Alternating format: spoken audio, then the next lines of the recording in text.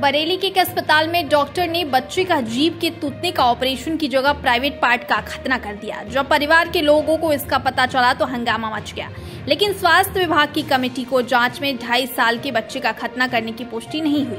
हालांकि इसके बावजूद अस्पताल का लाइसेंस निलंबित कर शासन को जांच रिपोर्ट भेज दी गई है। साथ ही शासन से विस्तृत जांच की भी अनुमति मांगी गई है। दरअसल बारादरी थाना क्षेत्र के संजय नगर निवासी हरिमोहन यादव का 2.5 साल का बेटा सम्राट ठीक से बोल नहीं पाता था। जब उन्होंने बच्चे को डेलापीर स्थित डॉक्टर एम खान अस्पताल में दिखाया तो डॉक्टर ने उसका तुतना यानी जीभ का ऑपरेशन कराने को कहा था, लेकिन शुक्रवार को भर्ती कराने के बाद बच्चे की जीभ के ऑपरेशन के बजाय उसका खतना कर दिया गया, जिसके बाद अस्पताल में जमकर हंगामा हुआ और हिंदू जागरण मंच के लोग भी अस्पताल पहुंच गए थे। वहीं अस्पताल के डॉक्टर और स्टाफ का कहना है कि बच्चे को मूत्रमार्ग में संक्रमण होने की वजह से ऑपरेशन किया गया।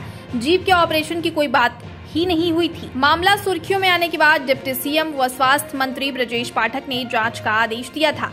इसके बाद सीएमओ ने जांच के लिए कमेटी गठित की थी। कमेटी में शनिवार और रविवार को जांच करने के बाद अपनी रिपोर्ट दे दी। इसके बाद सीएमओ डॉक्टर बलवीर सिंह ने लापरवाही और दूसरे कारणों का जिक्र करते हुए अस्पताल का लाइसेंस निलंबित कर दिया। साथ ही विस्तृत जांच की अनुमति मांगते हुए शासन को भी रिपोर्ट भेज दी। इस मामले में सीएमओ डॉक्टर बलबीर सिंह का कहना है कि अभिलेखों में जांच के दौरान बच्चे के प्राइवेट पार्ट्स का ऑपरेशन होने की बात लिखी गई है और ऑपरेशन के सहमति पत्र पर भी परिजनों के हस्ताक्षर मिले हैं। बच्चे का ऑपरेशन बताकर किया गया था, इसमें डॉक्टर की कोई गलती नहीं है। फिलहाल अभी अस्पताल का लाइसेंस निरस्त कर दिया गया है। बरेली में एक खान अस्पताल के बारे में आप जानना चाह रहे हैं। वहाँ पर एक बच्चा गया था, 2 वर्ष का था। उस बच्चे को उसका कहना ये कि मैंने तुतना के लिए मैंने दिखाया था, लेकिन मेरा खतना कर देगा, ऐसा उसका कहना था। लेकिन जब हमने अस्पताल के समस्त अभिलेख चेक करके देखे तो बच्चे को खतना के बारे में जो सर्कमसिजन है उसी के बारे में उन्होंने पूरा लिख रखा था। केस शीट पर, ओपीडी स्लिप पर, ओटी स्लिप पर, और जो चार्जेज उन्होंने किए थे वो भी उसी के किए थे, सर्कमसिजन के चार्ज किए थे। तो ये कहीं से कहीं गलतफहमी पैदा हुई है, क्या तो उनको समझ में डॉक्टर साहब कन्फ्यूजन हुआ या उनको बताने में दिक्कत हुई, तो मिसअंडरस्टैंडिंग हुई। बहरहाल मामला ये था कि ये मेडिकल नेग्लिजेंस है या नहीं।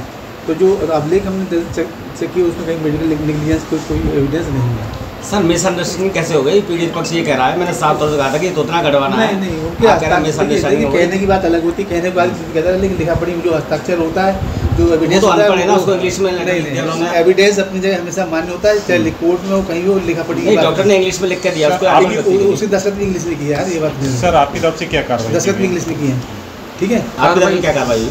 मेरी तरफ से उसको फिलहाल अब उसको अभी मैंने विदल्ट कर दिया, उसका लाइसेंस सस्पेंड कर दिया। अगर दोषी होगा तो मैं कार्रवाई अवश्य करूँगा, लेकिन अभी डिटेल जानकारी। आपकी नज़र में वो दोषी नहीं है? मेरी नज़र में अभिलेखों के अनुसार दोषी नहीं है।